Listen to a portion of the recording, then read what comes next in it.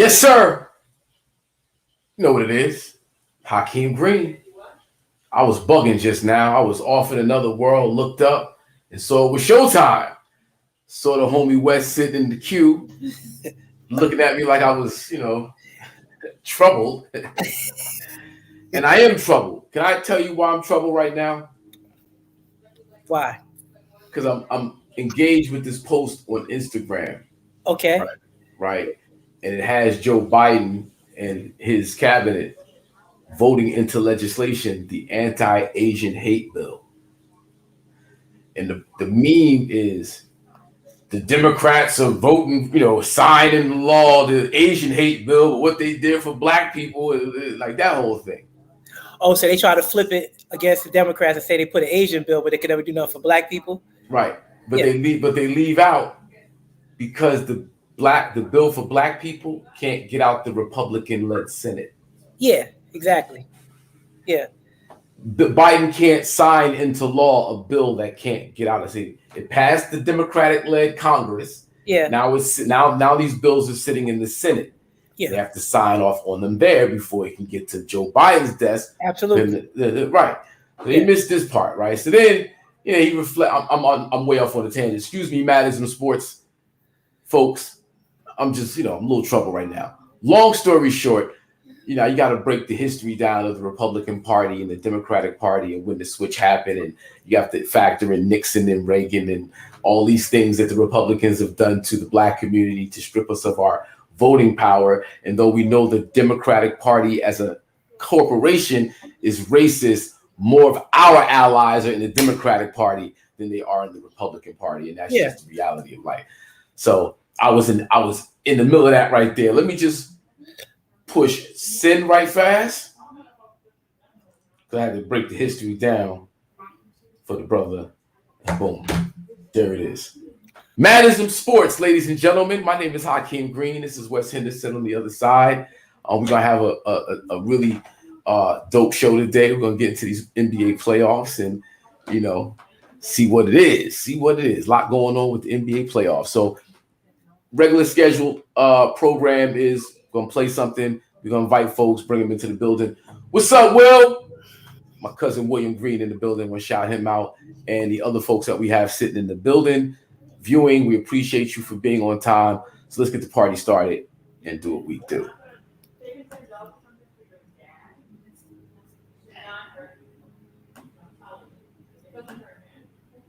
This stuff is really fresh. Hey,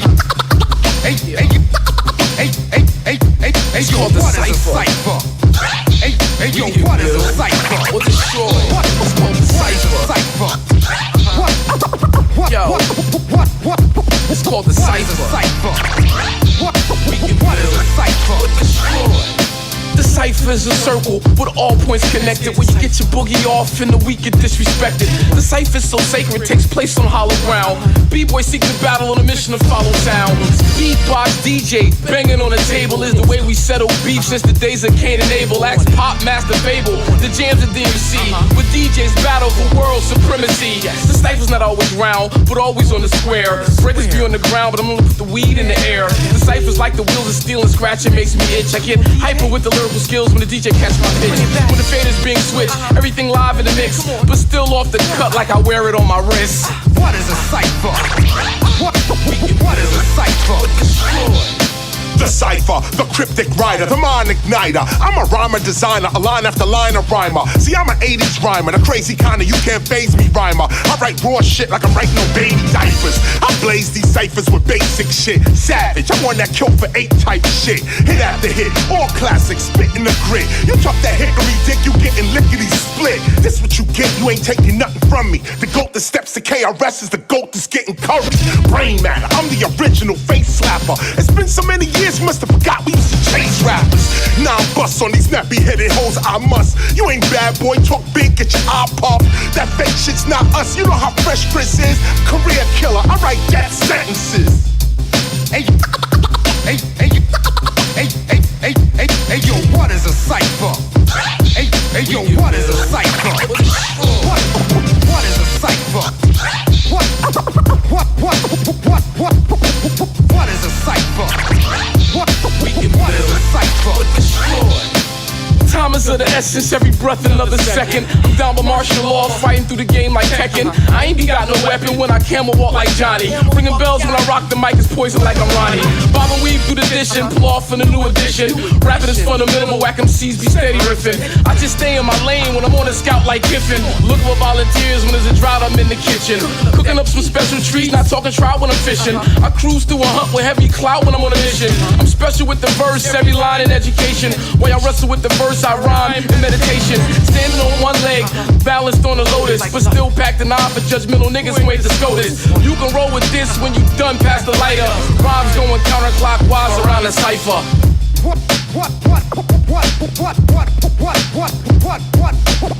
is a cipher? What is a cipher? What is a cipher?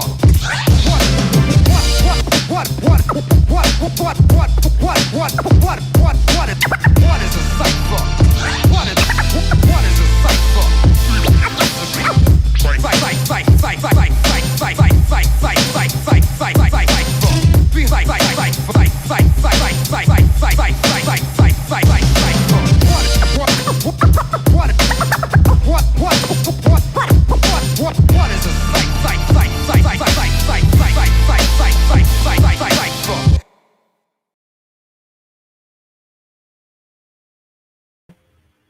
That is the Cypher, Hakeem Green featuring KRS-One. We're shooting a music video for that this weekend in Newark and New York City. So all my people in Essex County, come on out. We're going to be on Springfield Avenue Market at 11 a.m. We're going to be at Lions in Bergen at around 12:30. And then we're going to be doing some things in New York City. So hit me up in the DM and I'll get you the information. But yeah, come on out. We're going to be shooting a video for the Cypher by Hakeem Green featuring KRS-One, produced by Amin Ra Lawrence. And yeah, that's what it is. But yeah, man, so hectic week this week, brother, in sports. Well, yeah. The league. I mean, it's all about the playoffs right now. I mean, we're trying to keep these series interesting, but every day is some new storylines and some new heroes and new goats and new chokes. Wow. So, yeah. Talk about it. We got a lot going on. So, let's. Yeah. Well, you sent over a schedule. I don't know if you want to stick to the order of the schedule. Or you want to. Well, I mean, I think we kind of run it down. That way we don't get off into a tangent because it's so many intricate details about each series that we could just let it flow into it, each one. Okay. Because we don't want to leave. I wouldn't want to hit one series and then go to another one, but we still didn't talk about. So okay. It's so many little tentacles on each one of these games, and then we also got some other sub stories that aren't about people who aren't in the playoffs anymore. Right. But All right. Well, the first on the list is Stan Van Gundy and Zion Williamson. We know that Stan Van Gundy got fired. Yeah. Today. They didn't mutually agree to part ways. So that was a firing. Apparently he was told by David Griffin that he needed to change some of his coaching style. And he told them that you hired me to be this way. I'm going to be this way. So essentially that was a player firing. Wow. So I don't know. They don't know which players it was. Crazy. But that was we know what player it is. Only one player that counts on that team. Yeah. And then speaking of and with him, with Zion, what's interesting is that, he gave them the feeling. The reason that this is such a knee-jerk reaction is because I guess there's people in that camp that think that he won't stay in New Orleans. He don't really want to be there anyway. Like he's just going through the motions until he can get to his want-to destination, which is a franchise that he feels like has a legacy enough to win a championship. That's how these guys come in. He played 90 games and he pulling the strings. I don't think he's that guy like that. I don't either, but that's what they're trying to tie it to. I think that in the long run, that's not going to work out well for him. I don't think so either. Yeah. But I'm sorry, good. But that's basically the talk around. Yeah. Well, I know last year when we heard he had gotten the job, there's more than a few of us that was a little befuddled about other coaches that were out there that seemed like a better fit, considering the youth of the team, the demographic of the team. It's a new generation. Stan's an old school guy, and he's a very quirky. His personality is kind of fixed. Like, he's not going to change. You see what happened with Dwight Howard. You see all his kind of coaching, it doesn't really go. He's a caveman. Yeah, the chemistry is not. He's not like his brothers. His brother seems to be more cool, more slick, more down, more. He's able to communicate with us. Stan, not so much. It's not that he's a bad guy. I don't think Stan is a bad guy. I think that I'm not a fan of either one of them as coaches. I think one is overrated. That's the one that doesn't coach. And we always keep saying, why can't he pick up a team? And he's always a top candidate. He was in Houston for several years and they won more than 40 games one time. And I think he took over for Pat Riley's team. And when they went to the finals, it was a 50-game strike shortened season. So I don't know. I just feel like we always give him these kudos that he necessarily doesn't deserve. I mean, I don't see him as this guru coach, in my opinion. Wow. But it's interesting. If you put the numbers out in front of you, I mean, they're not impressive. No, wow, it's crazy. Crazy. But But he's a Van Gundy. Yeah, but talking about not to off on a tangent, but one of them tangents. The one that doesn't coach, his partner who should be coaching, exactly, and how people talk about his numbers and what he can't do and all that, but but anyway, that's a whole other story. And his partner probably speaks a better language to those players that were in New Orleans, that they understand and can relate to, because it's coming from a different source, which the NBA, they do such a good job in so many areas. They've got to really do a better one in this one. Just because there's too many young coaches out here that are assistants that need to get opportunities, and they want to keep talking about Mike D'Antoni and Rick Carlisle and Jeff Van Gundy. They got to let those guys just go off into their pasture and keep it moving. That message is stale. That's it. It's old. That's a wrap. Yeah, good. Oh man, my fault. Hey, rock out. It's all good. Party time. To the point of Zion Williamson and him being such a big draw, such a big NBA acquisition. They look to him to be the next to carry the league, to be the face of the league, the next LeBron. You would want to get it right in New Orleans just because of the brand, the NBA brand. You want to get it right in these small market places. Absolutely. To show that the league itself has viability and not just star players. Yep. So that's a great point. I think, and when I look at New Orleans, I just don't consider it a small market. I just consider it a market that's untapped. And the NBA has to do a better job in promoting New Orleans because they have they have good players there. So it behooves them to get a good coach there as soon as possible. Yeah, it's New Orleans. It's a party town, Mardi Gras. It's a destination place. People want to go there and support a team like that. So absolutely, hopefully David Griffin gets it right. Yep. Speaking of which, because there's they talk about him in Cleveland with LeBron and the rumblings between the two of them, and then there was questions about who was right, who was wrong. Yeah, see David Griffin get to New Orleans, and once again there's friction between ownership, coaching, and star player. Yeah. Well, there's another star player there too that's a little disgruntled because he doesn't get the same kudos. B.I. Brandon Ingram. Yeah. So that's the other piece. They're pulling at strings with two young guys that are really good players, and it's a shame. You just got to get them on the same page, and I think they could play together. But Stan Van Gundy wasn't the answer. I thought Allen Gentry was the answer, but they didn't give. They took the keys to the car all year, and then when they finally put the car in front of the house, they fired him. Yeah, so, Alvin Gentry test drove the car. Yeah, he test drove. We're gonna let you test drive it, but you can't buy. You can't buy this car though. No, because we don't really think you can afford this car. So we're gonna let you ride it. Yeah. But we looked at your credit history while you were riding, and we don't think that you can afford this car. It's a shame. Shame. So all right, well. Rick Carlisle, Luka, Mark Cuban, another, coach GM, star player, owner controversy right now. Luka, another person looked to be the face of the league, the upcoming face of the league. Yeah. We that hope, the great hope. Definitely that.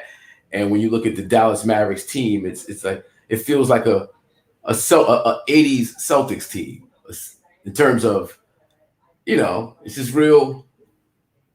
There's more to this one. It's real. There's a lot of things going on with this one because they're trying to say that Luka and Rick Carlisle have some beef, but apparently I think it was Luka and a basketball personnel person, not the GM, because I was Donnie Nelson Jr. But it was another person within that organization that he might have had an issue with. But Rick Carlisle stepped down. Him and Mark Cuban, they mutually agreed that Rick Carlisle would move on, and he's looking forward to his next opportunity as a head coach because he still wants to coach.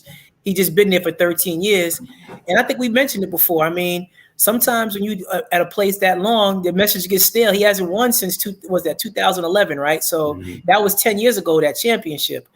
And they've really never really been competitive since. And Luka's another one of those young players again who they don't feel like they can keep. And Dallas is another one of those same cities. It's not a small market. No. So, again, I don't really know what's going on with the league, but if you can't keep a Luka in Dallas and Zion in New Orleans, then there's definitely a problem. Yeah, definitely a problem. It was conversations early in the year about LA, New York, Miami being destination places for players, and all kind of conspiring to get to these major cities. And if they don't get there, then it's like, but then when you look at a Phoenix, you look at a Portland, you look at a Utah, you look at, even though, it's LA, but Clippers is the baby team. It's not the glamorous look. The Denver Nuggets. The Denver Nuggets. Yeah. Atlanta. I mean, Atlanta. These teams are more than competitive. They're doing their thing. That kind of blows that whole idea of LeBron and AD and KD, Kyrie, James Harden. Like, it's just, we thought that these would be powers, and not so much. Well, when you look at those teams you mentioned outside of the KDs and the LeBrons, right, and the ADs, you notice that these young boys are much better players than what we have right now. These young boys aren't looking to team up. They looking to play. They looking to bring it back to where it was before competitively. Love it. And so they end up on each other's teams because their teams are bad, but they're organically built. Most of them, like the Golden State Warriors. The Golden State Warriors built that organically, and then they traded for Kevin Durant after winning 73 games, but that's another topic. But I'm just saying, organically building a team is really what is really. I love the fact that these guys are young and in the playoffs, like the Philadelphias who did the process, and you got Atlanta. They got all young boys, and they made a trade for Clint Capella, but he's not one of the like one of those super duper players that's joining teams. He's just a trade piece, that's joining on a young squad that's up and coming. Portland, I mean, they still got Lillard and McCullough, but they're always there, but they still building it. They haven't won. We know that Dame has to make a decision, but again, organically built. The Nuggets, all that stuff came from draft. So the league is in better shape even as it pertains to the young superstars, because Luka and Trae Young, I mean, they carrying it right now. Yeah, you got Luka, Trae Young, Donovan Mitchell, John Morant, Devin Booker. You got. I mean, the league is in excellent shape in terms. They're in great shape, and they bring in competitive balance back to the league. So let KD and James Harden and Kyrie get their championship. And then maybe in the next 2 to 3 years, we'll see a champion that was built the right way and wants to play competitively against each other, not join up. So I think it's a good look. Yeah. Let's bring Spliffy in. Spliff Daddy, what up, brother? The Zatch. Yes. What's going on, brother? What's up, fellas?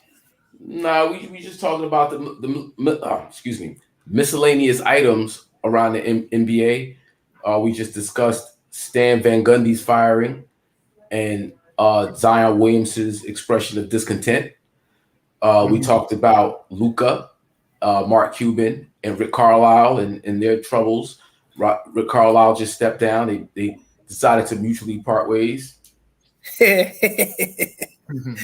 we're mutually part ways again. And then the controversy surrounding Luka and the GM over there, and what have you. So that's where we are in the conversation right now, Cliff. Okay, all right.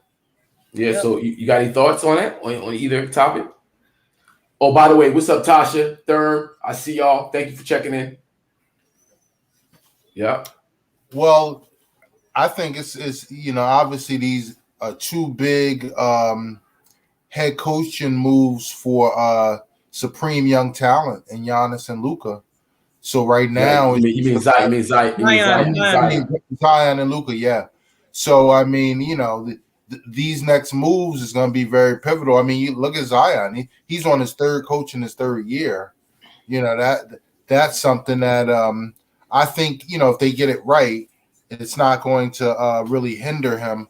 But the Luka thing in Dallas, I mean, they haven't done. Carlisle's a great coach, and you know how they always slide to the left or slide to the right. They never really out of the league.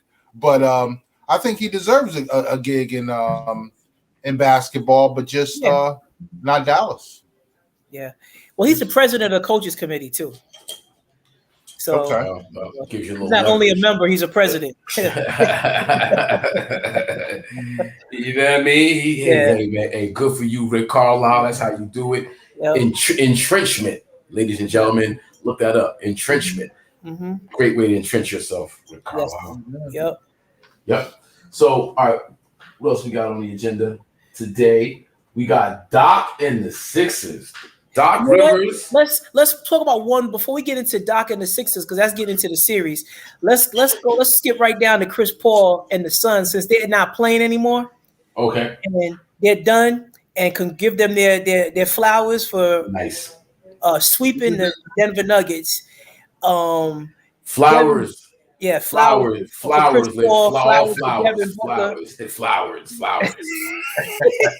Those good flowers right there, right? Exactly. You got to congratulate them, man. A sweep, well done. Let's congratulate Monty Williams for a job ridiculously well done. Flowers. Chris Paul saying something the other day that it brought tears to my eyes, because I've been saying this since they started this analytic 3-point shot game stuff. Mid-range. Chris Paul said there is no defense for the mid-range game in today's NBA. Yeah. That's why I master the mid-range game, because there's no defense for it. People don't teach defense for the mid-range game in today's game. Like, what are we doing, people? Like, why are we making this game so almost unwatchable because we run into the 3-point line or just go into the hole and dunk on people? So Chris Paul just looked so smooth, and Booker looked smooth too. Now Booker shoots threes, but he can also hit the mid-range shot, and the game looks so easy to him, both of them. So he's teaching them. Yeah, well, you got Devin Booker. Yeah, right. Yeah, Donovan Mitchell, mid-range, mid-range. Paul George, killing. Kawhi Leonard. Yeah, all those guys that shoot that mid-range, they get buckets. And excuse me, guess who actually? Oh, KD too. KD, but guess who leads everybody in the league with mid-range buckets in the last 2 years? Chris Paul. Nope. Who? Kyrie Irving. Okay. Kyrie Irving. Not surprised. Leads all players in the last 2 years with mid-range buckets. Not surprised. And that's the type of basketball that we like to see, because that's the whole game. I mean, it's more than just 3-point basketball. Mm-hmm. And you can notoriously get 3-point shots with an N1. Mm-hmm. Right? Yeah, no. If you go to the free throw line, it's still exactly. Old-fashioned way. So earn that joker. But it's just a good look for Chris Paul. It's unfortunate he has potentially has COVID. COVID, yeah. So we'll see what happens with that for the next round, and I hope for his sake that the Clippers series goes 7 to get him some more time, because I'd hate to see him miss any games in the Western Conference Finals. Yeah. Well, he's in contract tracing, not necessarily.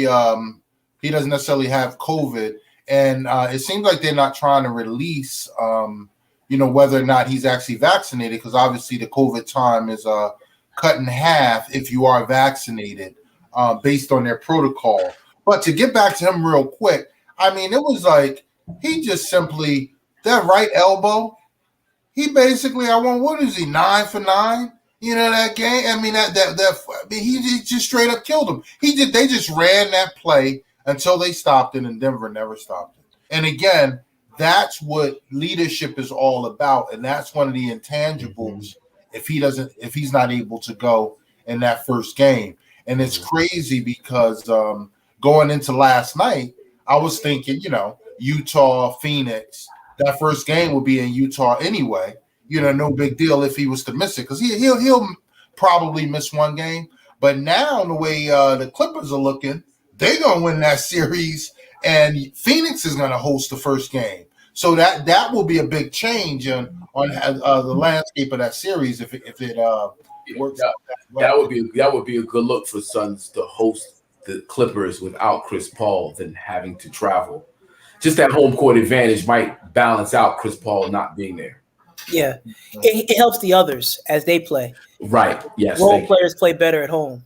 Yeah, but I will tell you this though: don't sleep. Those role players and those others for the Clippers are playing the best on the road in the playoffs. I mean, the Clippers.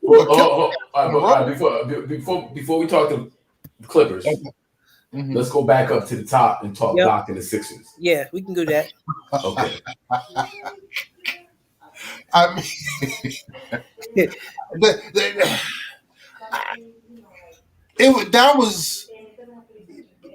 was terrible, yo. It was probably one of the worst home playoff losses that I've ever seen. I mean, they had full control of that game and then just completely went AWOL. I never seen anything like it. Well, as a Laker fan, I can tell you it was the second worst home playoff loss, because the Celtics in the finals, the Lakers were up 25 in that game, and they lost at home to the Celtics. Well, so they were that was bad too. But this was bad because the Lakers didn't put their bench players in. They just ended up getting beat. The Sixers kind of took their feet off the throttle just a little bit. But I just want to talk about this stat line right here, and it's not Ben Simmons. 38 minutes, 4 points, 4 rebounds, 3 assists, 2 for 11 shooting, 0 for 3 from 3, and 2 turnovers and 4 fouls. Is that Tobias? Yeah, and they running around here yelling about him being an all-star.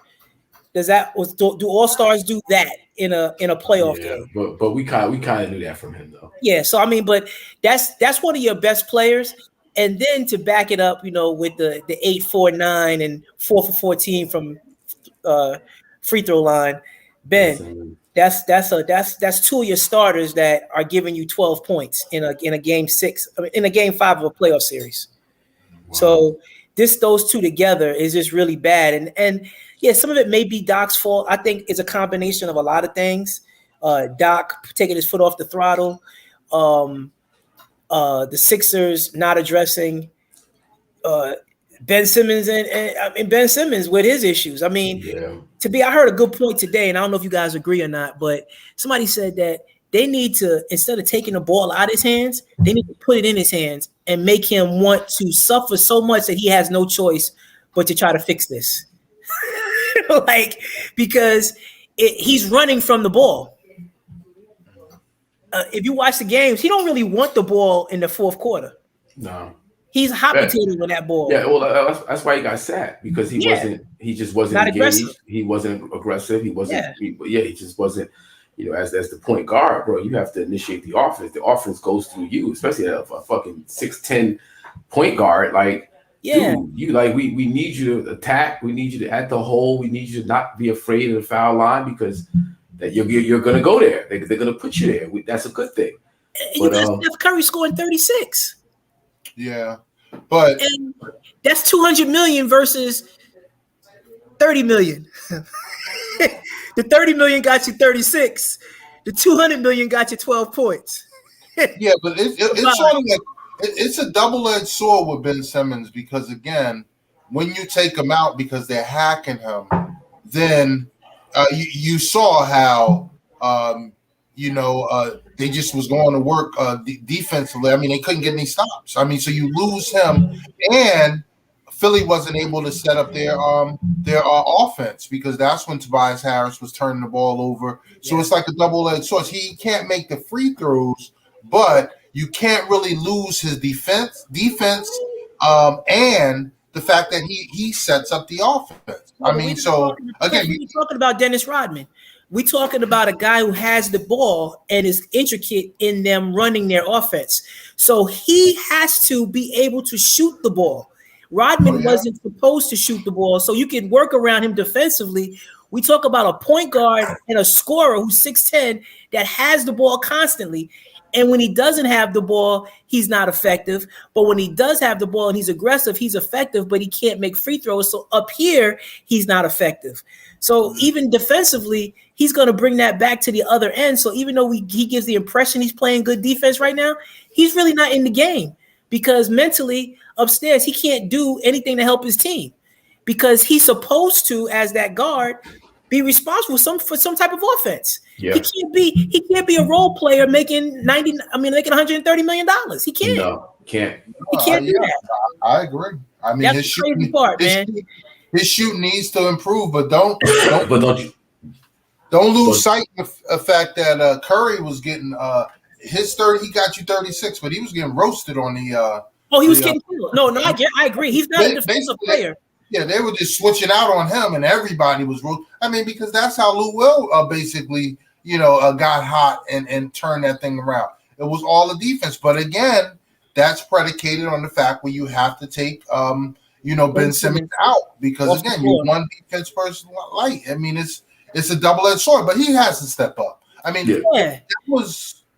But I will circle back because you mentioned Doc. I mean, I think all of them take the blame for it, but Doc didn't necessarily take his foot off the gas because he told them, they even televised that timeout where he told these cats, you got to keep on it. This is where you build habits. He told those cats. Yeah, he did. You're right. Good boy. They're the ones who just did not. I mean, that was terrible, man. Yeah. That was terrible. If they lose this series, man, wow. And in all fairness to Doc, he's cooking with somebody else's groceries. Yeah. So it's really but so much. And Joel Embiid is such a big piece to them, and him not being able to play is killing them. Like, what do they do about that? Well, apparently they think that he's, the knee is bad, and he probably gets a shot before the game, and then by the time the fourth quarter hits, it wears off.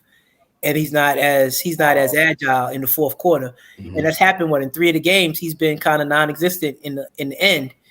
He's dominated early and then kind of fell off. So maybe there's some truth to that. Who knows? But I think even that makes it worse for Ben Simmons and Tobias Harris because if you look at they're his teammates. So and Doc Rivers is his coach. So they're 3 people closest to the situation that knows what he does to get prepared for a game. So if they know that this is what he has to go through and to get ready, and this might be a situation late in the game, that would behoove them to want to step up even more because their big fella's giving them everything he can as long as he can. Yeah. And so as a team, you would kind of feel like kind of bad because, a guy's got an injury and he's giving you everything and you're not hurt. And this is what you're giving the team. So it's kind of like you said, it is a double-edged sword with the squad with Doc. Who do you blame in this situation? But they can't lose that game yesterday, especially to Atlanta because Atlanta's a young team. Yeah. Well, I'm go Atlanta because it would be really nice to see Atlanta put it on Brooklyn with Brooklyn being in the condition that they're in. Yeah. Yeah. Speaking of which, can we move to Brooklyn? Can we talk about Brooklyn? We can go right. Well, let's talk about Atlanta a little bit though, just a little bit, because Nate McMillan deserves some credit. Nate McMillan deserves his share of flowers again. You know, puff puff give to Nate McMillan. You know, there you go. So I mean, I think, you know, in a situation where he was run out of town by Malcolm Brogdon, and you know, and he lands in Atlanta, and he speaks their language, and he's got young players over there, and they listening to him, and he's putting them in spots to be successful. So kudos to Atlanta for even getting to Game 6 of this series with the 1 seed. Yeah, listen, they got heart, and they never give up. And you know, no matter, they showed 2 huge comeback in back-to-back games, one at home and one on the road. So these guys definitely are, you know, brewing with confidence. So it's going to take a effort by Philadelphia to beat them to tie this series. But again, they know that they can do it because they've done it the last 2 games. They've just fallen apart at the end. But you got to give Ice Trae some credit, yo. You got it, man. You have to. Really doing his thing. He's balling. He's playing good ball.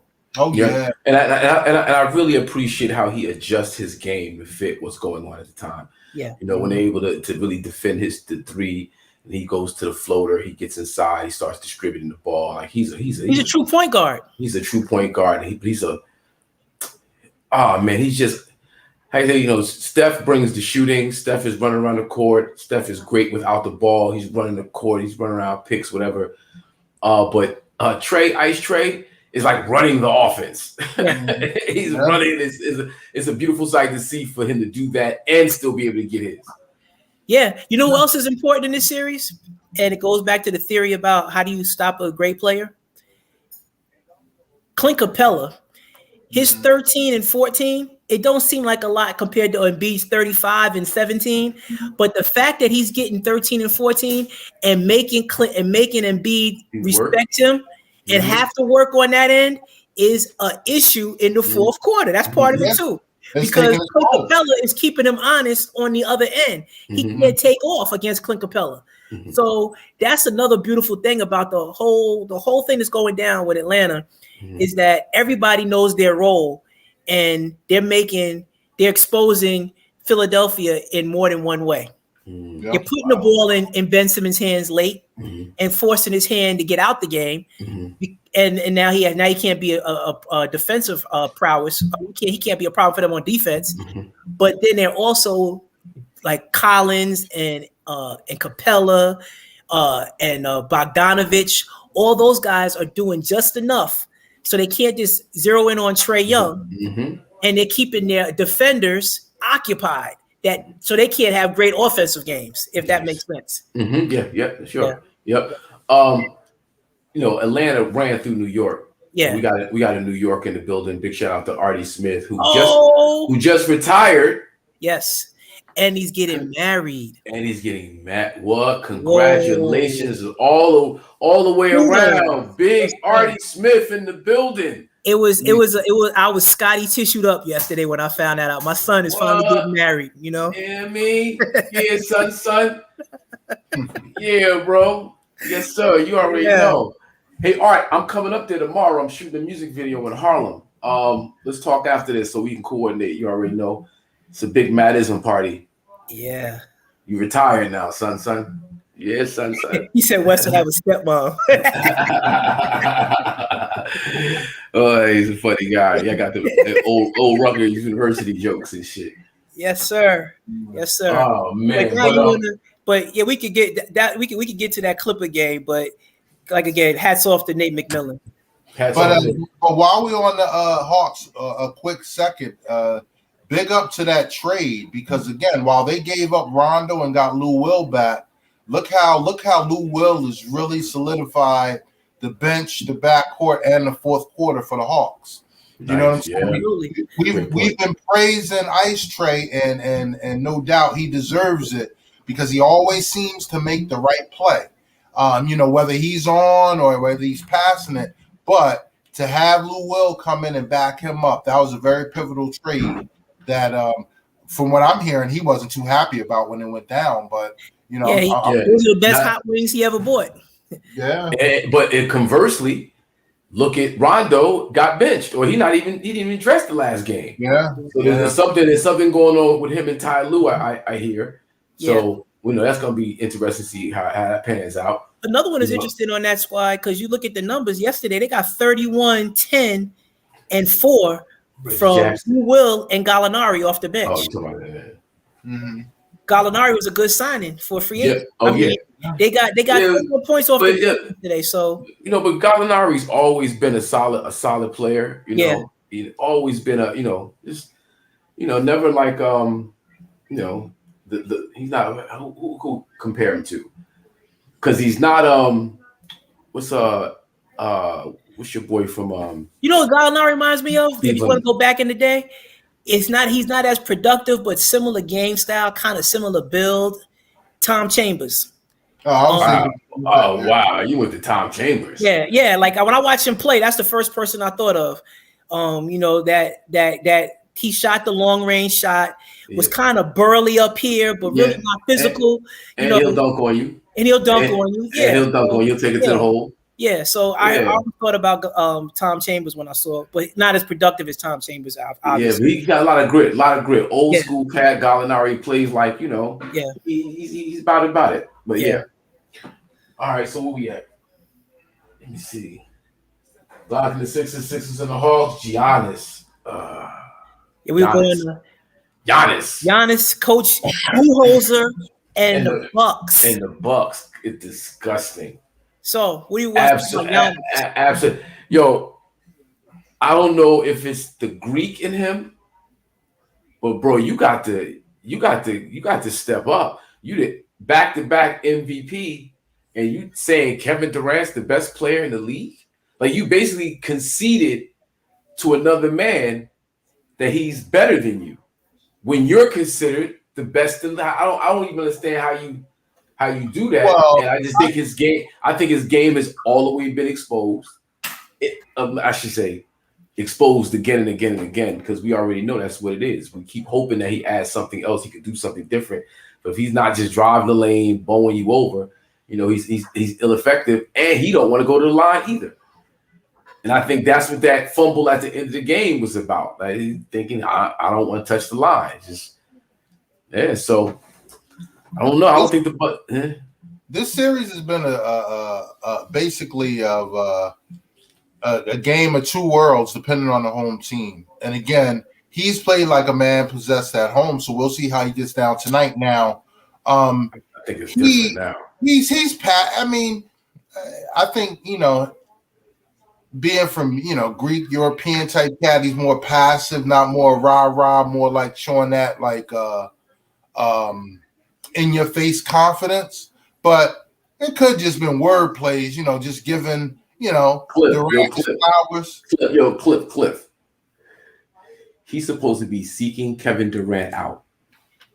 On the defensive end, he ain't trying to see Kevin Durant. That's a problem, bro. Yeah, I think it's a problem, not because of him. I don't think it was a problem what he said about Durant being, that guy.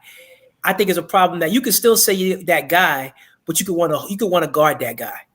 And I don't think he don't want you. I think again, every game is its own story. And remember, leading into the prior game, it was all about PJ getting up and Durant, this, that, and the third. You know what I'm saying? You're the defensive player. Oh, I get it. No, the year. I get it. This dude is about to light you up. For matter of fact, he scored 50 because I ain't gonna count that last free throw he missed. He about to put up 50 on you, bro. Without James Harden and without Kyrie. Kevin Durant by him. Everybody said going into it, Kevin Durant's gonna have to score 50, 14 rebounds, 10 assists. What was his stat line? 50, 17, and 10. Well, 49, 17, and 10. 49, 17, and 10. Yeah, 49, 17, and 10. Come on, bro. Like we said, he had to do that. And he went and did it. He did it. Right. As the defensive player of the year, and back-to-back MVP, you not supposed to let that happen, bro. And you don't have to guard him for the game. I just take you like fourth quarter, 5-minute spurts, first half. Just give me some possessions where you say I got him, and that's what you do, right? Give PJ Tucker a break, or you put PJ Tucker on. In this game, the problem with Game 5 to me was the fact that they allowed James Harden to play 46 minutes and not get exposed. Mm-hmm. Like, and on the and playing defense on Giannis, waving jokers away. Nah. And Giannis not spinning on this dude. Come on, bro. But that's coaching. To me, the way the whole series have shown me, this whole series has shown me how bad this guy. He doesn't know what he's doing when it comes to X's and O's and adjustments. A bullhozer. Mm-hmm. I mean, because to me, you take Giannis and you lock him in the room and you show him videos of Kevin Garnett and Karl Malone, and you tell him not to move until this is what he does, because he shouldn't be shooting 3 for 30 from the 3-point line, because he's not a 3-point shooter, and he's shooting 65% from inside the arc. So if you're doing those, if you're shooting 65% from inside the arc, mm-hmm. and you're 3 for 30 out at the 3-point line, mm-hmm. as a coach, you got to stop running a 1-4 set where you clear it out for him at the top of the key. Get him on the block and let him create from inside the 3-point line, period. It doesn't make any sense. And like I said, they didn't even exploit James Harden. Like, Harden is playing 46 minutes. And how? How? You're right. They absolutely didn't exploit him, but it was games within the games. Because remember, Milwaukee was blowing these cats out at halftime. Yeah, so again, he was dominating in the first half. He was dominating going through the fourth quarter. What happened in that game, Game 5, is that they got shook when the Nets turned it around and started making a comeback. They couldn't stop the bleeding because they were leading most of the game up until, going into the fourth quarter, basically. You know what it seemed like to me, right? The Bucks came out the gate, put it on that ass. James Harden, KD, and the rest of the squad said, okay, this is how we gonna do this. And they figured it out and unlocked it. Like, it was a mental game, and they unlocked it, which means to me, there's nothing the Bucks can do right now but lose. They're not gonna win the next game. They're not, because it's right now with your star player, unless Chris Middleton, kudos to him, because he's really been stepping up. And he needed to step up. He's been doing his thing, but unless he becomes your he just does his thing and carries the team. Giannis in the fourth quarter. Well, listen, I can't call it at this point. The game is getting ready to start if it didn't start already. But this is what I know: after the first 2 games in Brooklyn, this series looked over. And what did Giannis do? Game 3. He got in that. He looked like a complete. He dominated.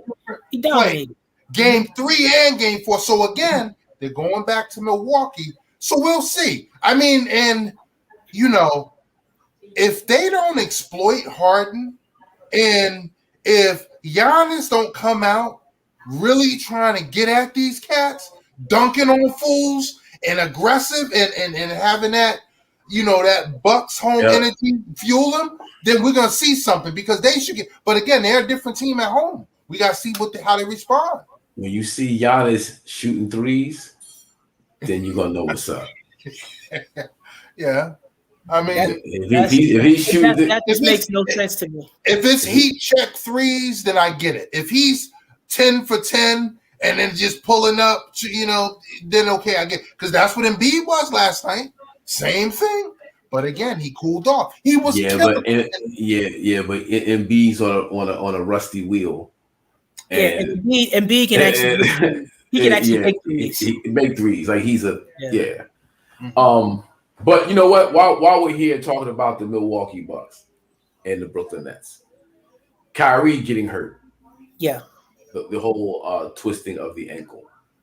When I watched it, I just thought it was an unfortunate mishap. Right. But then I was on Instagram, and Steven Jackson put up this little video.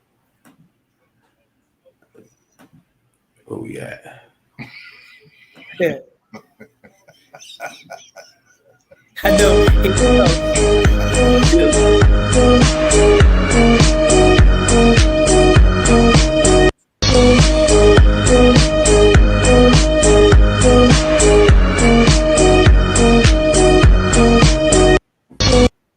That was Drew Holiday, huh?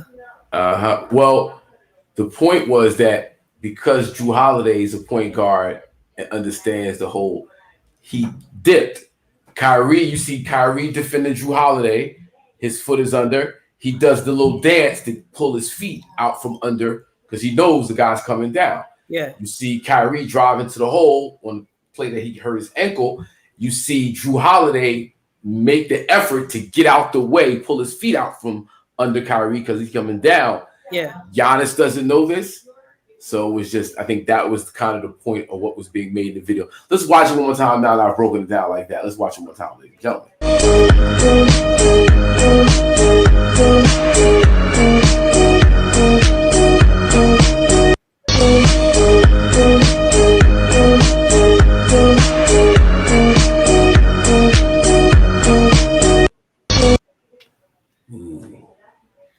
That was ugly. So what y'all think? I think he tried to make himself big and just stood there and hope somebody came down on him. I mean, wasn't it a Laker play a few years ago and somebody you talking about San Antonio where Kawhi came down on what's the face's foot? Exactly. Pachulia, Jaja Pachulia. OKC.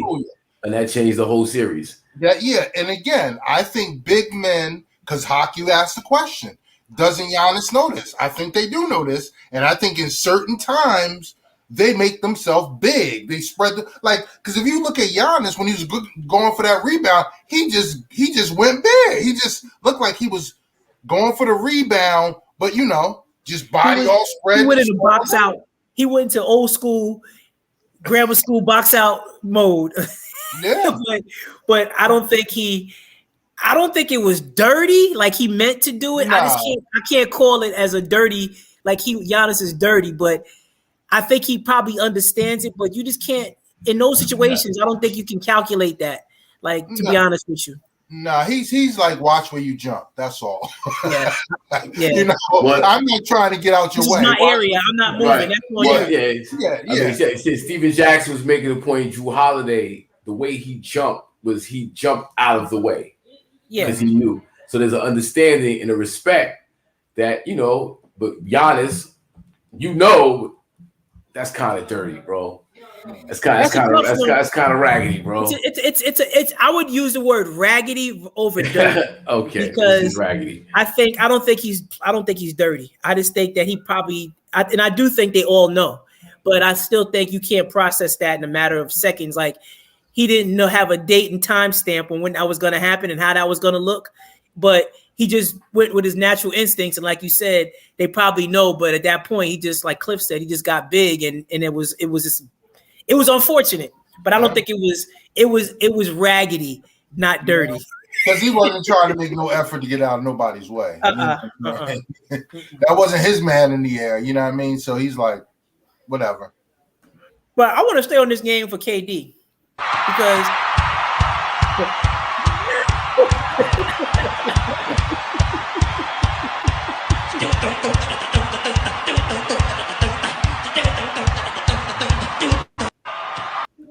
oh man, that's crazy right there. Sorry, Kyrie. No, but KD, man, I just want to give him his kudos too. I mean, not just because he's the way he scored 49. It was the way he did it. And I watched KD for a lot of years. And the one thing I could say about Kevin Durant, I don't like the joining up thing and yada yada yada. I think sometimes he's a little crazy with the ghost social media addresses, whatever he has on handles. But on the basketball court, he is one of the most mentally tough dudes out there. He don't complain to the refs. He just plays. And he can score any way he wants. And we all around the same age, and we all saw Mike. And, we could have the GOAT conversation, but let's take that out of we all saw how Mike used to get down offensively. There was nothing Mike couldn't do offensively on the basketball court. Can we agree to that? Absolutely, yeah. I know it might, just his three-pointers was kind of shaky. Yeah, but he wasn't a bad three-point shooter. But he was a better three-point shooter than some people. It didn't matter. It didn't matter what he did. It didn't matter. If he got hot, it didn't make a difference. No, but He 40 can points, get 40 points. anywhere. He can get anywhere on the court and get a shot anywhere on the court. And he had go-tos. We watched Kobe do the same exact thing. But Kevin Durant at 6'11", 7 feet doing it is just a different feel about it. And I don't say like those two dudes right there to me were probably the best offensive specimens I saw get down on the court. But Kevin Durant at 6'11", nothing ever like it. Nothing. Right. No doubt. Yo, peace to Cornell Hassan Richardson. What's up, brother? I see you. Man. Peace. But Oof. winning a chip with Golden State and being on this 3-headed monster, right? I really need to see him do it. When if he does it this year with a hurt Kyrie and a hurt James Harden, he continues what he's doing. Yeah. But if he doesn't, and the excuse is he didn't have Harden and Kyrie, then all right, you did it once, but did you win the chip though? I hear you. I think that's fair. I think that's because you go to Golden State, man. It was like they were going to be favorites to win the chip, whether he was on the team or not. Like they were at least going to the chip, where everybody else, it wasn't a guarantee LeBron was going to be able to take that team back to the chip. I mean, they were favorites, but different. So I guess maybe we could say that game 5 and that game 6 in Oklahoma City before he left was the worst game he probably played, when he was 5 for 20 at the half. On that game 6 when OKC was up 3-1. They lost game 5 112-109. It was a close game, nip and tuck, and they missed a shot, had a little bad call go against them, but they ended up losing by 3. But in game 6 was the 5 for 20 half that he had in the first half when Golden State got off and they could never recover. And a lot of people, like I said, they blamed Russell Westbrook for it, but Kevin Durant was the one that was 5 for 20 in game 6 in the first half. Just saying. That's not me. That's exactly what it was. But I still think offensively he's a bad man. So you get, projecting. We get a Clipper Brooklyn Net championship. And Kawhi, that's right, he's not playing. Damn. Right now. He may be back, but wait, let's stay on this for a second. Oh, they're saying he's got to have an operation like immediately. Oh, like I think he's done. Yeah, I think Kawhi is done for this year.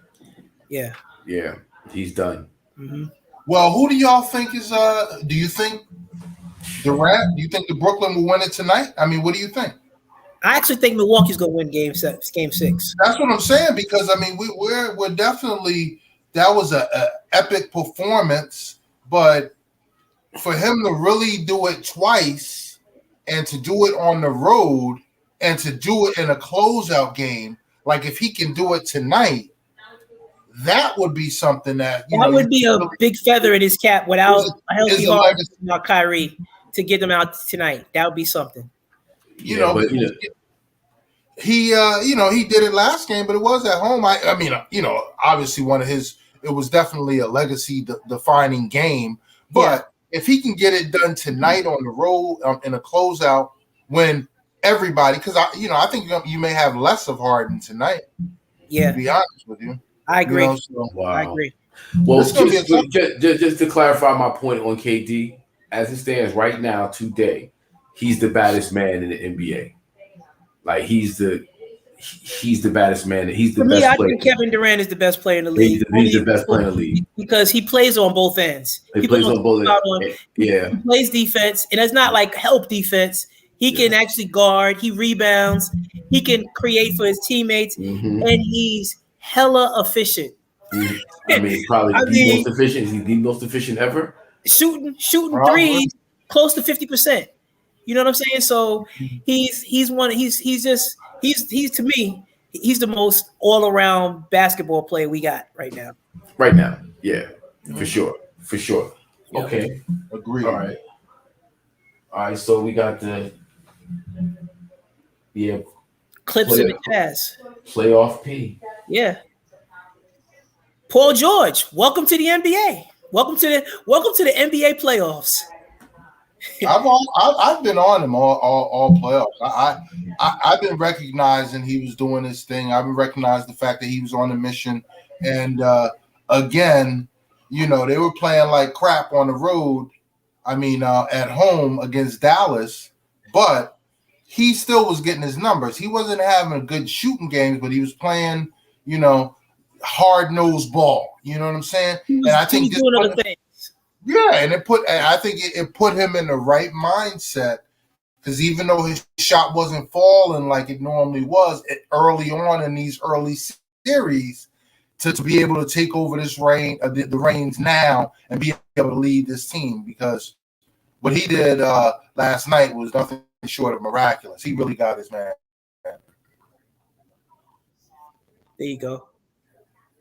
Can you hear me? Yeah, I can hear you. Okay, now we just went zero. Like both our screens blacked out. My screen, I couldn't see you, I couldn't hear you no more. Oh, okay. But you were saying that you recognized that Paul George had been stepping up. Yeah, and even though his shot wasn't falling during these earlier rounds in the playoffs, you know, he still maintained that intensity and, you know, that grit. And I think you saw that, how it transformed and translated into the game last game when, you know, he had to take over minus Kawhi, because, you know, he was on it. And as much as they did, and they hit 17 3-pointers in the first half. They did. He kept them within a bucket. And then did. he turned up the screws on defense in the second half, and he gritted out that win. I give him credit, man. I mean, yeah, the others played well. Reggie Jackson and Marquise Morris, or senior, whatever. Senior played well. So that gave him some help. But man, he had a hell of a game. I mean, 37 is 37, especially when Kawhi is the guy on that team. Everybody knows that.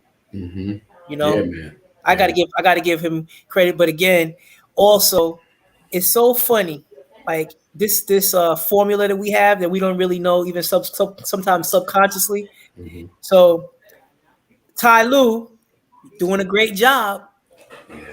Nate McMillan doing a great job. But those guys, we always talk, when on those two teams, we talking about Trae Young and we talk about Paul George and Kawhi Leonard. We talk about the players as it refers to them. When they lose, we talking about Doc Rivers. When they lose, we talking about Giannis. We're not talking about, again, we always flip it. We flip it when it really comes down to who's winning and who's losing. Yeah. So, you know, I want to give flowers out to Ty Lue as well. So puff give to Ty Lue as well. You know, because he's doing his thing.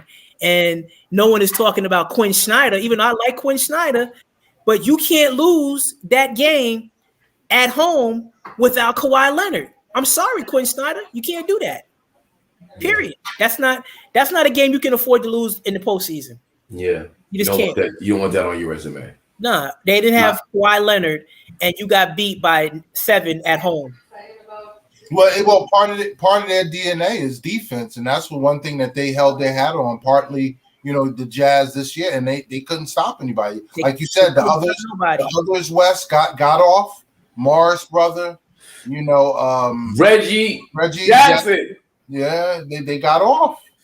Yo, Reggie Jackson is balling. And I'm critical of Reggie Jackson. I'm saying that Reggie Jackson, he's playing good basketball right now. Yo, for real. And I like Reggie. I always like Reggie Jackson. I don't know why he was fronting him. I mean, he's inconsistent. He's not, you know, he's not that guy. But right now, he's that guy. he's being that guy. He's stepping up. And he's I gotta eat pro on that one. Yeah, second best player now that Kawhi is not playing. He stepped up heavy. So I can't disagree. But to your point, you know, the narrative again continues. You know, in terms of Ty Lue, the Clippers, Yeah. You know, who gets the blame? You know. Yeah, when they were losing, when they were down 0-2 to Dallas, he was getting the blame. Ty Lue. So again, when they won the series, we didn't talk about Ty Lue.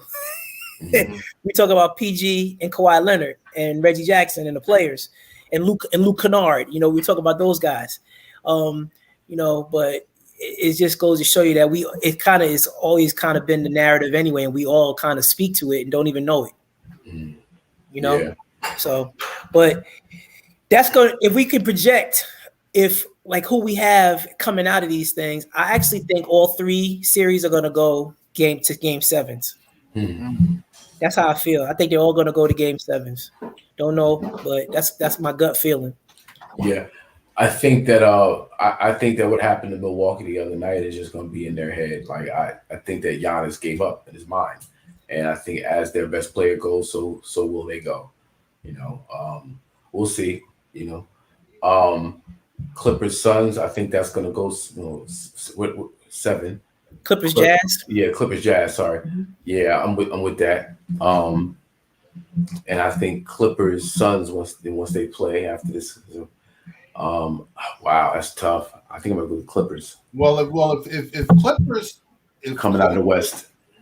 If they go 7 with Utah, I think they lose that game because I don't think they beat them again in Utah.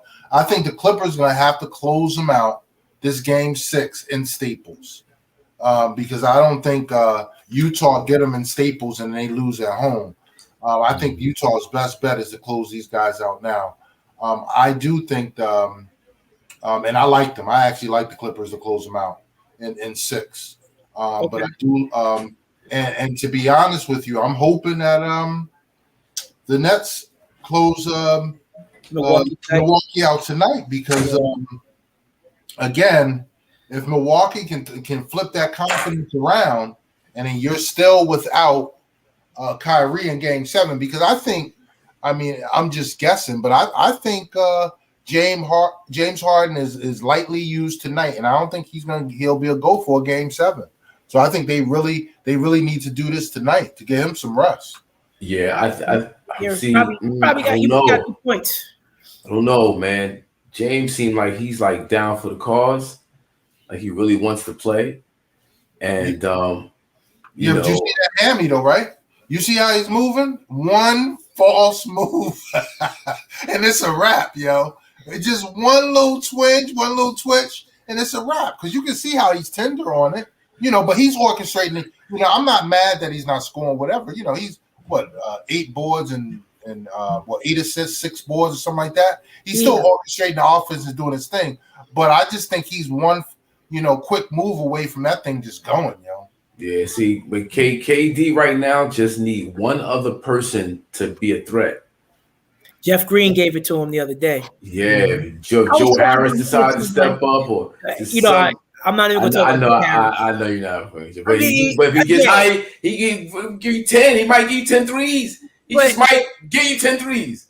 But he is for the last 3 games. I think he's 3 for 14 in the last 3 games, or 3 for 15. And again, it's like he's doing what he's always done in my eyes.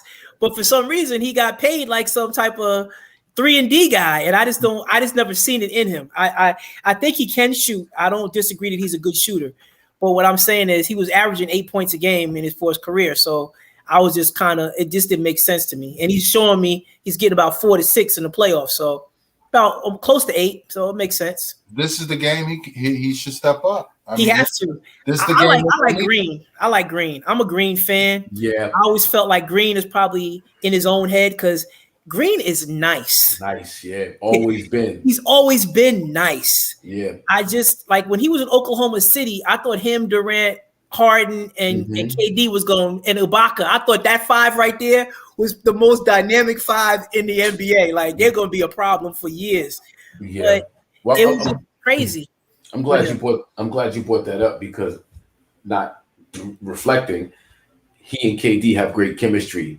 And they were saying that comes from their time at OKC. And I think they grew up together. They got drafted. same year. So they from Maryland. They both from Maryland. They're Maryland. Yeah. So like KD being just having that person on the squad that knows the game, knows there's a chemistry that just exists where, KD just needs a little bit and he's off and running. And then what you gonna do? And he plays, what Green plays like? He plays like he played for John Thompson. Mm-hmm. Yeah, that Georgetown plays like a Georgetown Hoya, like that Georgetown smart, just totally smart. Not gonna really mess you up. He's gonna always be, but it's something about him mentally. I think, I mean, the fact that he came back from open heart surgery is a blessing. So I'm not saying he's not a strong mentally guy, but it's something about his game that has ebb and flows, and he can get lost easily with all that talent, and he could be a problem every night. Yeah. No doubt. He stepped up tremendously in this last game, and let's see what he's gonna do. Is it on right now? Is the game? I'll tell you in a second. No, it didn't come on yet. It starts at 8:30 tonight. 8:30? Okay. Yeah. What time is it? What? Can you turn the TV on here? The TV, yeah. What do you need? It'll be on in 18 minutes. Yeah. All right. Well, never mind. Don't worry about it. So projections. Everybody get theirs out? Well, we didn't talk about the predictions yet, but if I had to pick my favorite, like what I would think would be the best finals, it would probably be the Clippers and the Nets, right? But everyone's not healthy. So I'm actually rooting for Phoenix now. It's not just because of Chris Paul, but I just like that they play. If you watch their games, they play old school basketball.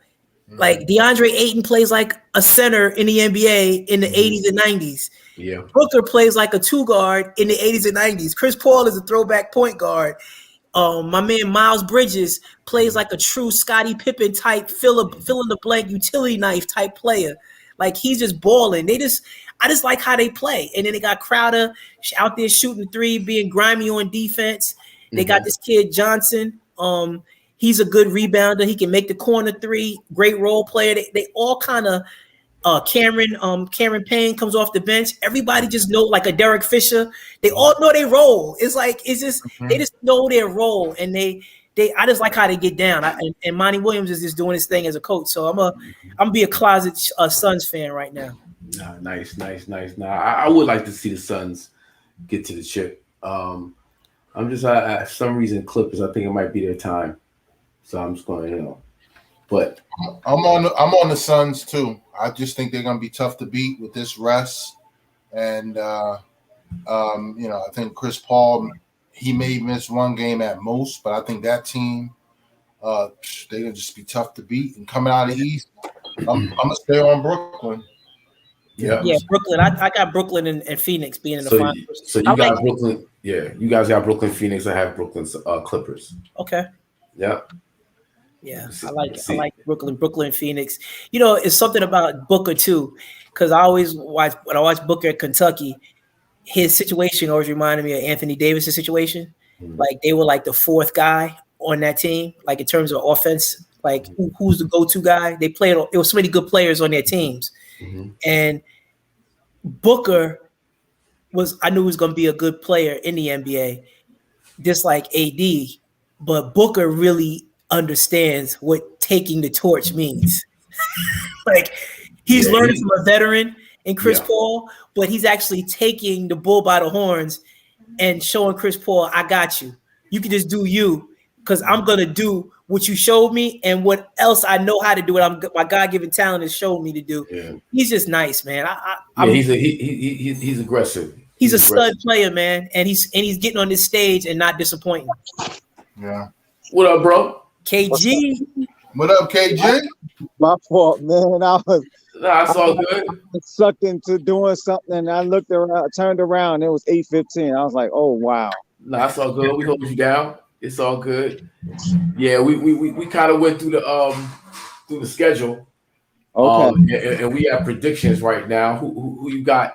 Well, you know what? Let's do it like this. Let's briefly just run down the things so we can get your opinion on the various topics we've discussed so far. Okay. All right. We're gonna start with We're gonna start with Stan Van Gundy and Zion Williamson. What do you think of that whole situation? Stan Van Gundy just got fired, and Zion is discontent in New Orleans. He's talking about he might not want to be there next year. Not because of Stan Van Gundy being fired, though. He just might not want to be there.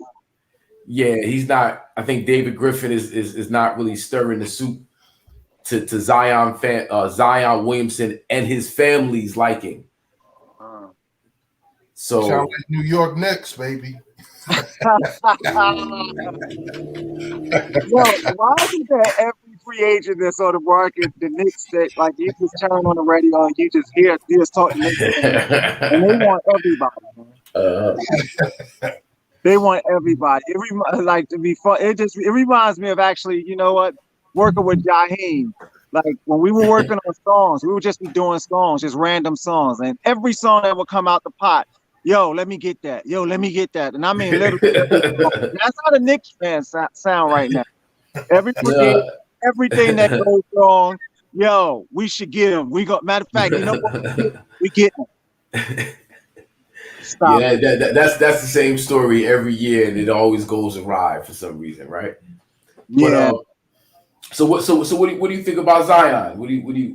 Do you think he's bugging? Do you think that is a real possibility that he can boogie his way out of there? We were also talking about like power dynamics, how like the younger players coming in, him, Luka, which is another topic on the agenda, because there's some trouble out there in Dallas. Rick Carlisle just decided to mutually part ways. That's a whole yeah. Yeah, and but the Luka Doncic's, the Zion Williamsons, these new breed of stars having that much more power to come in as rookies and basically second year, third year players before their rookie contract is up and kind of determined. That's kind of a new thing going on right now. So what's your opinion on all that? What's your thoughts? Well, yeah, that's what I was going to say about even Zion. I mean, his contract should be coming up, so he'll have the freedom to do whatever he want to do. So it doesn't really matter. I don't even think he really have to run. He didn't do an extension or nothing, did he, Wes? No. So with that being said, he don't even have to run his way up out of there. He can just leave. I'm not sure how the rookie deal though goes. The first contract, that first 4 years, I think they actually have control. The team has the option. The team option for the first to extend you out for the next 2, so they get you for 6. Oh, wow. Okay. Yeah, but I'm not sure if that's the case anymore. But yeah, that's what I thought it was before. Yep. Yeah. I mean, it just like Zion, I could see that happening with him possibly, just wanting to work his way up out of there. For some reason with Mark Cuban and Luka, I don't see that one happening. Like for some reason, I don't know. I mean, I'm sure Mark Cuban's gonna sit down with him and they'll work it out and talk about it. Because I mean, to me, Luka fits in Dallas. He fits with that squad. He fits over there with that, in Dallas. He just fits there. Now Zion is a different story. Zion, there's a lot of people gonna be in his head. So he's gonna be probably most likely trying to run. I know he signed with Jordan Brand. So he's gonna be definitely trying to get on a bigger stage. Possibly, I don't know if he's beefing. Possibly, who knows? Well, let's talk about that for a second because we talked about the Pelicans being in New Orleans, how that market, where's that team stand in terms of that market? How important, how valuable is that to the overall picture? We talk about advertising, branding, sponsors, whatever. We need you in another market with it. How much of that has to do with these moves. Now we didn't even talk about that really. It was more or less just. We did. We touched on it, but that's a great point, Kay. They're talking about that even now. Like they always bringing that up. They're bringing it up about Dame Lillard right now. Although Dame is getting some commercials and he's doing some stuff, but they're saying that Dame, should be in a bigger market. If he was in a bigger market, he'll be a bigger star. I mean, I don't know. I think Dame's still a big star. Playing in Portland. To me, I guess you can do some. I mean, obviously, you can do a couple of other things if you're in a bigger market, I guess. But like I said, I mean, to me, Dame is already a star, and he's in Portland. So, I mean, how much bigger can he get? I agree. Outside of winning a chip, That's right. That's right. Doc and the Sixers. What's going on with Doc and the Sixers, man? It was a big letdown the other day. Man. Last night, man. Like people are, they're trying to get on Doc now, man. I mean, and I think you kind of might have to at this point because of what happened with the Clippers and the bubble and the way they folded down the stretch.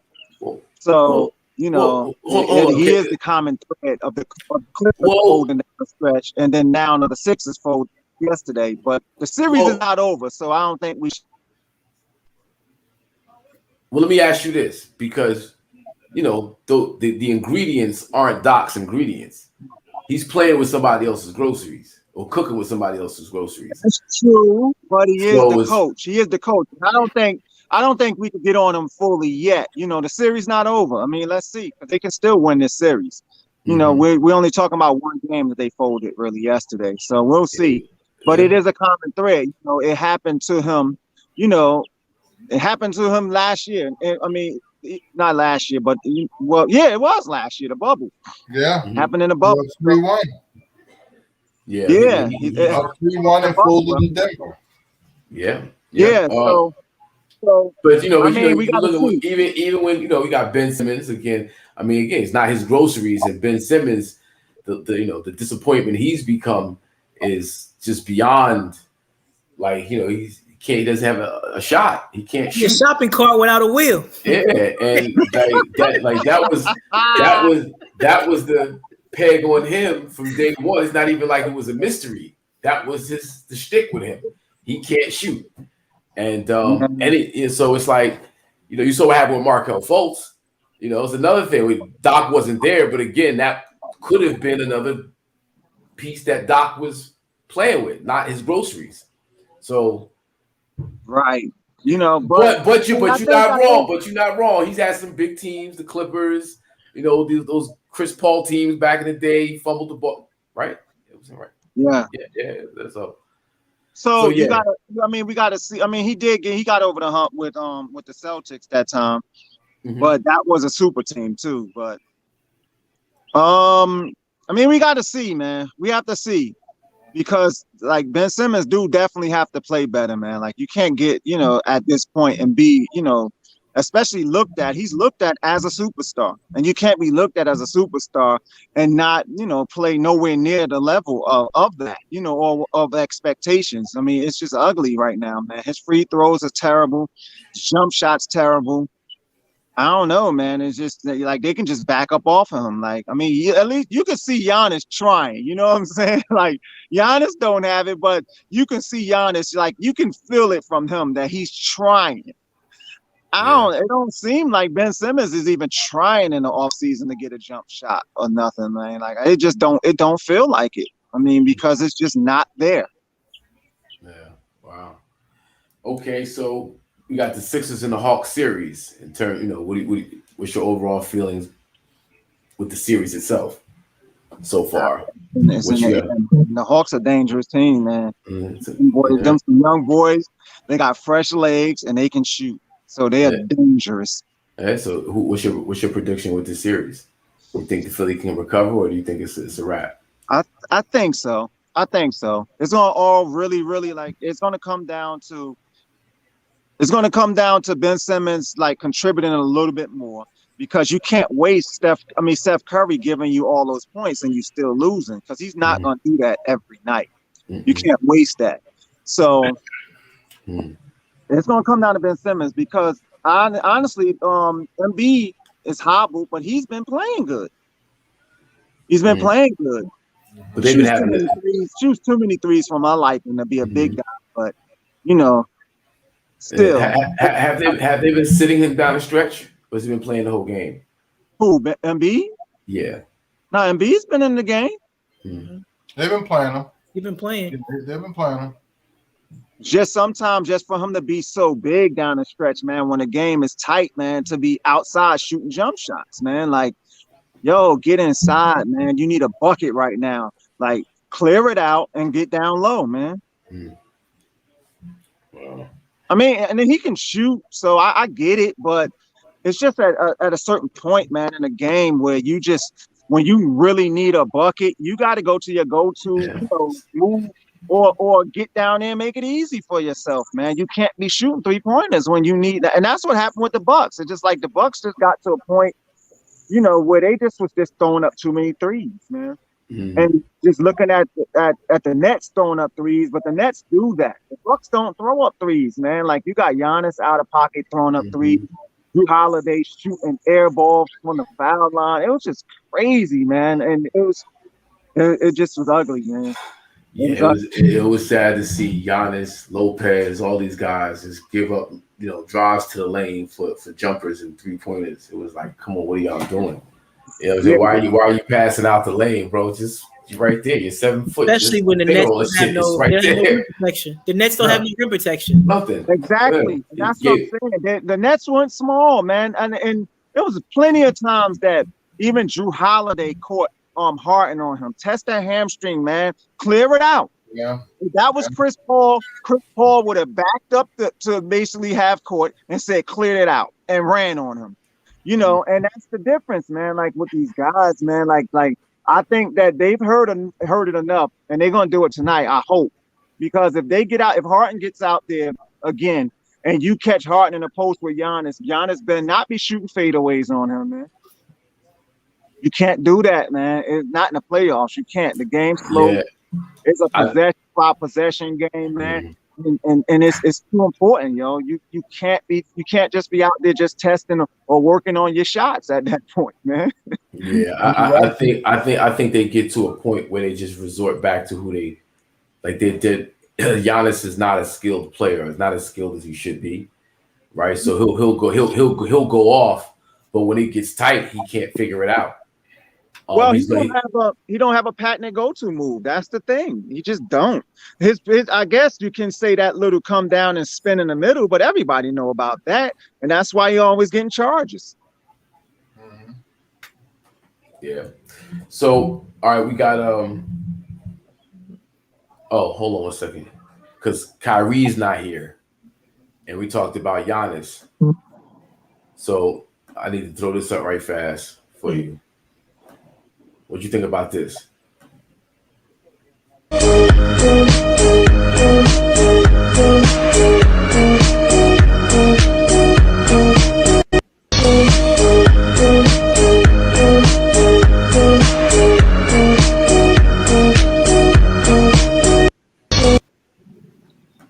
So, what you getting at?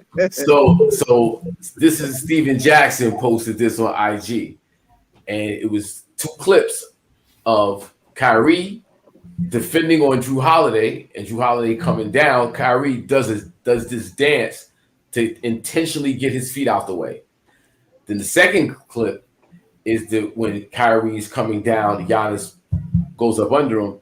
But right before that happens, you see Drew Holiday do the same thing. It's a jump to get out of the way because you understand somebody's coming down. You don't want them to come down on your foot. Should Giannis have known that? And if so, was that a dirty play? For some reason, you was breaking up before that. The Kyrie one. So what was the Kyrie one about? Like the one when Kyrie was under Drew? That wasn't dirty? No, Kyrie did this. Kyrie he stepped out the way because he understood Drew Holiday was coming down. Like he intentionally did something. Right. Like it looked weird, the shit that he did, but he did some more weird shit just to get out the way because you understand somebody's coming down. Yeah. Drew Holiday, same thing. Drew Holiday, same thing. You can see when he jumped at Kyrie, he did so in a way where he didn't come down under him. Giannis, on the other hand, runs up under him like he's, and it's like just a little greasy. That's all. Yeah. You know what though? What Steven Jackson put that up? Yeah. Steven Jackson know better, man. He a pro basketball player. He know better. Yes, you know too, man. Like, it's different. It's different. Yeah, you froze it. Oh, there you go. Might be breaking up a little bit right now. There you go. Wait for Hawk to come back. Yep. You're spinning wheel right now. There you go. You back? We're back. We're back. Hello? Yeah, you did. All right. So to me, it's different when with the law of shooting a 3 because it's unnatural for you to be under the person. So they know the law of that. But when you boxing out, it's all kinds of bodies, it's all kinds of feet down there. That's why they don't call it down there. Because when you boxing out, you put your legs out and you move back to box your man out. And that's the difference.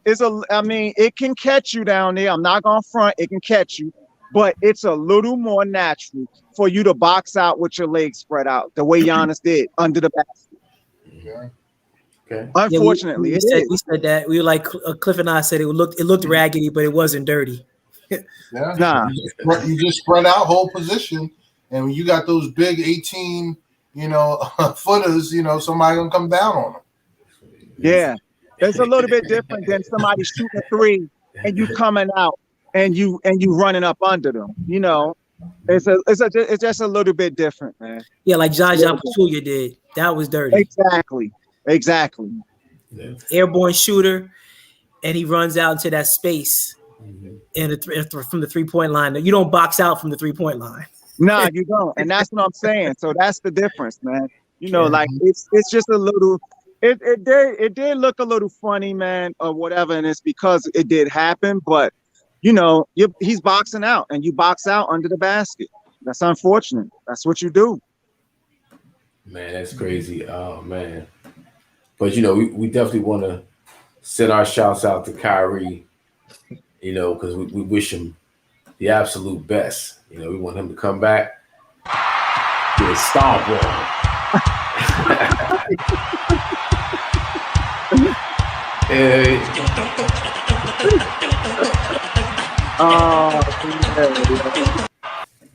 Yeah, we want Kyrie back, stomping his way through the chip. You know what I mean? He gonna come get you. He gonna come get you on that one. Nah. Kyrie's a good guy. He understands. Home team. Absolutely. Jersey, go Jersey.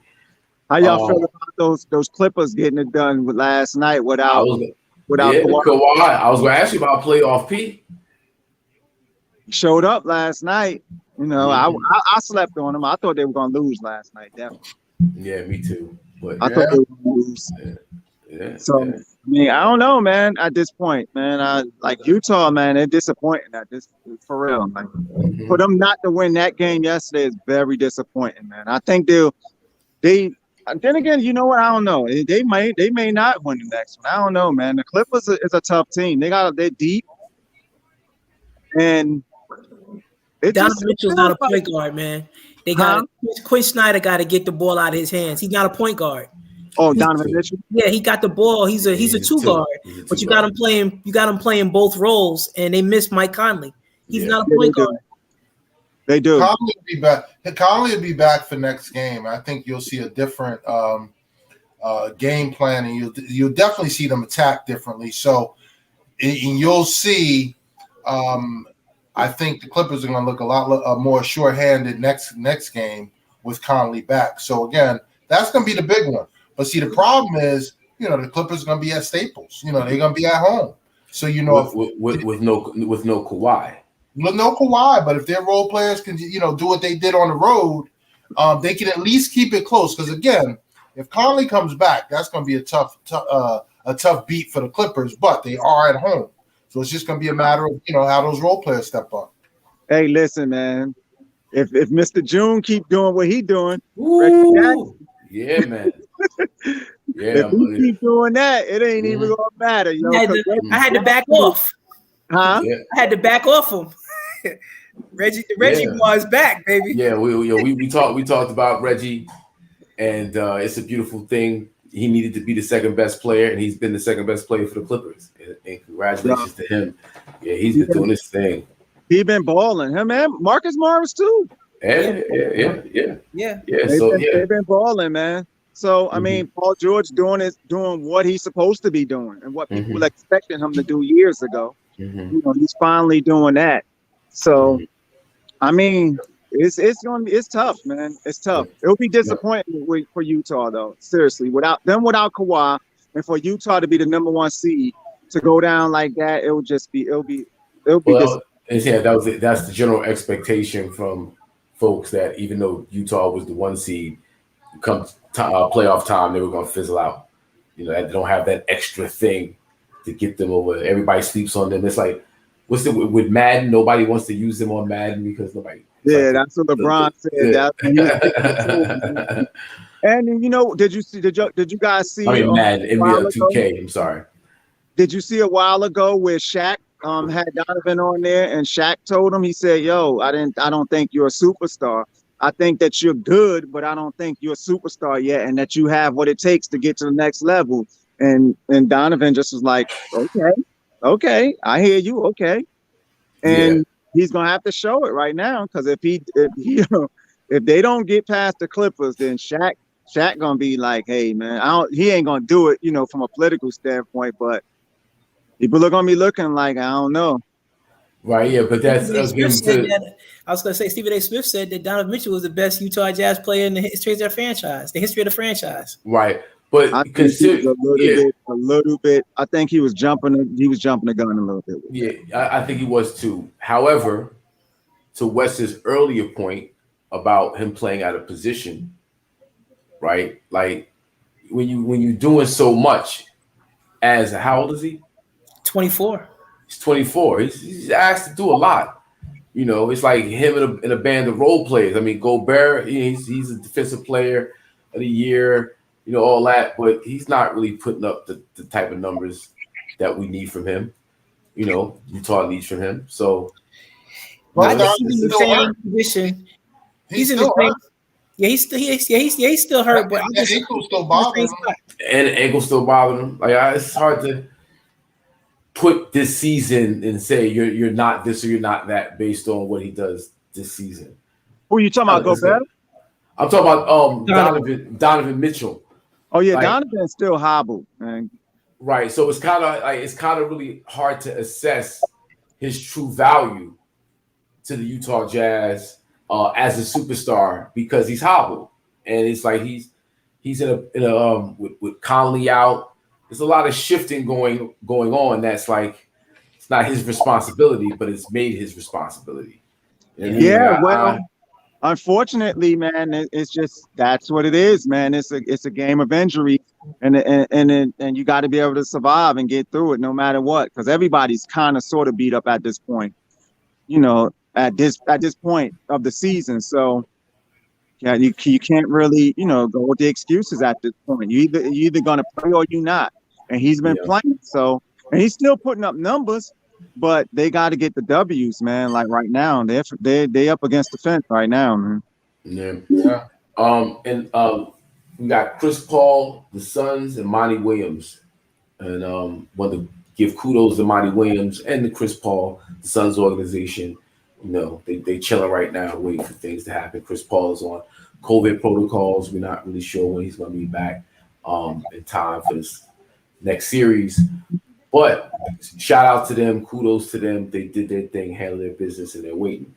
How do you feel about the Suns against whoever comes out of this Clippers Jazz series, and overall, what do you see for them? I don't know. It's gonna be tough.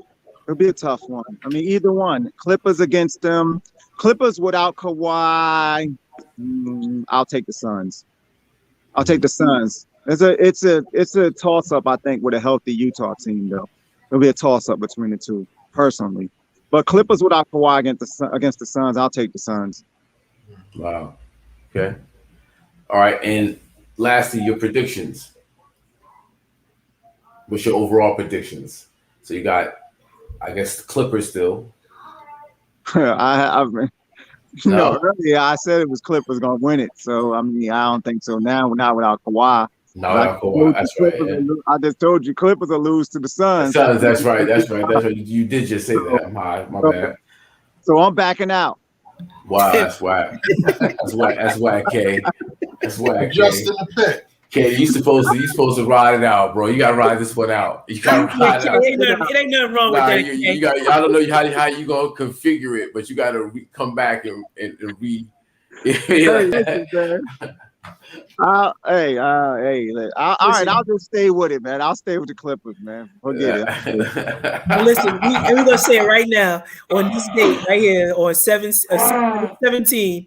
You stayed with the Clippers, and when they win it all, we're gonna let you know that you kept your word. That's right. All right. I'm gonna stay with the Clippers, man. Yep. Yeah. Paul George, a bad man if he can pull that off. For real. For real. I'm rocking with the Clippers. Actually, I got Clippers, Really? I got Clippers Brooklyn. You got the Clippers going all the way to win it? I got Clippers Brooklyn. It depends on how healthy Kyrie and James Harden is. Nah, Hawk. You can't do the depends because I was just trying to squeeze the depend around, and you was just like, but you chose the Clippers a long time ago and been riding up till yesterday, like. But that's better than what you doing now. You saying that I'm gonna pick them, but only if. Only if and but. No, I'm saying I'm being a realist and a pragmatist. You know, like if Kyrie and James is injured, they're not out. I'm not rocking with them. We know. Well, I mean, then you still. I mean, especially if it's them against the Nets, it kind of evens out. They ain't got Kawhi, so, and they don't have Ibaka either. Ibaka and Kawhi both going. Wow, that's real. Did you guys just to go back real quick with Monty Williams? Did you guys talk about Monty Williams winning? Losing Coach of the Year? No, we didn't. But please go in. I mean, I want to get Cliff's opinion on that, Mr. Nicks. What do you feel? Because I think the fact that they did so well in the bubble last year that there was higher expectation for Phoenix, and the Knicks sort of just came out of nowhere, and because again, nobody thought they were gonna make the playoffs and to get a 4 seed. I think that's why they got it now. Right. To be honest with you, Monty may have been a little bit more impressive. I mean, he did it in the West. He was a game out of the number 1 seed overall number 1 seed. So he did his thing. But he did have Chris Paul, and a loaded squad. But like Hawk gave him his flowers early. I give him his flowers now. They did their thing. That was definitely impressive. I got them going all the way to the chip. I mean, yeah.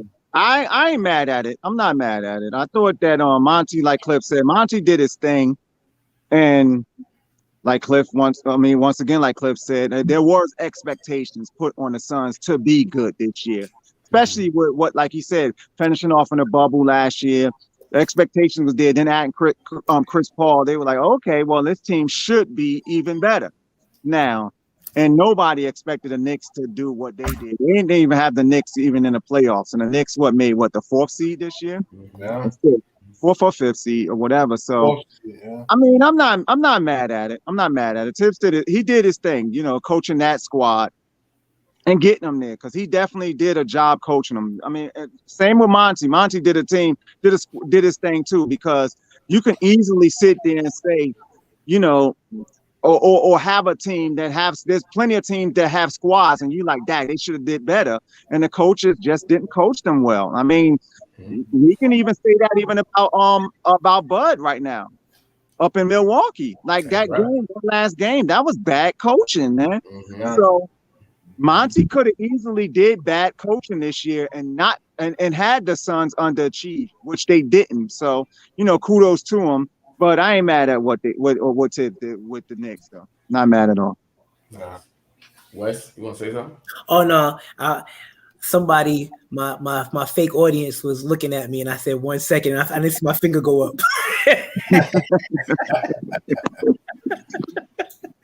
Yeah. Well, gentlemen, we got a game that should have started just about now, right? It was about to start. It started a little while ago, and we got early. Nothing right now. It hasn't tipped off yet. Yeah, they get ready to tip it. Yeah. Yep. Okay. All right. Well, we did our thing. I want to remind everybody I'll be in Newark, New Jersey tomorrow shooting a video for the Cypher and took a test 2 videos. So all my peoples out there in Jersey, come hang out with your brother. Hit me up. I'll give you the details, let you know what it is. That's the Cypher. And this is IZM Sports, WES, KG, Spliffy. Salute, brothers. Salute. Peace out, yo. Peace, See you y'all. next week. Y'all be All right. safe. All right, later. Peace.